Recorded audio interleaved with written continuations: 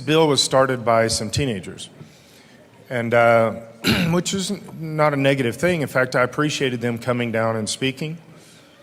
I appreciated them testifying, but we did ask questions like, are you okay with the state doing this? And they said yes. So you're okay with the state mandating this? Yes. Do you think that this is the job of the state? They said yes. If the state doesn't mandate this, the restaurants won't do it.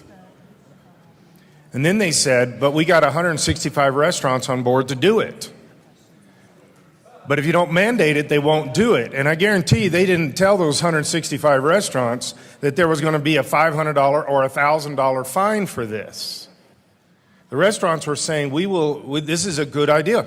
And I do think it's a good idea. This is already happening in many places. Maybe not here in Denver, but down in Colorado Springs, if you order something, you order whether you want utensils or not. That's part of the question. Do you want condiments? I made the huge mistake of going through Taco Bell recently, and they asked me, do you want sauce?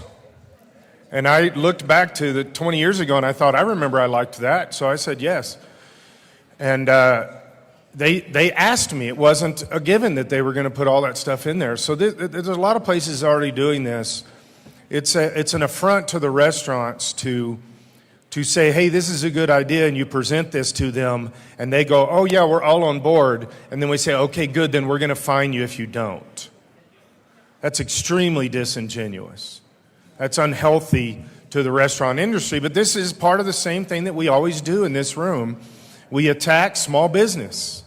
We continue to attack small business.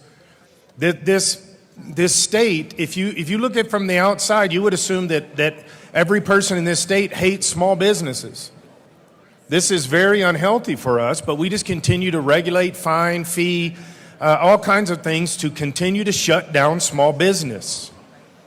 This small business, especially something like a food truck or something like that, you find them $1,000, that takes, thanks Matt, that takes a lot of things.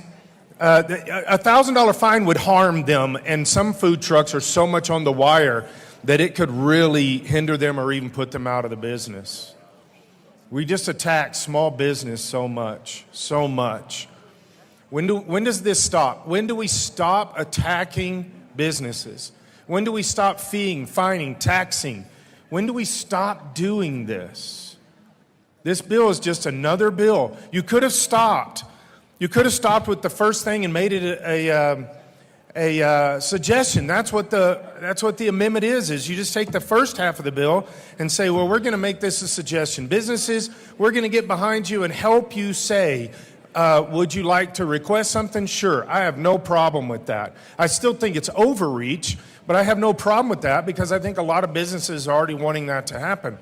But then to say, oh wait, this business doesn't agree with it, we're going to beat you down with a fine. Oh, this business doesn't agree with it, we're going to try to destroy your business with a fine.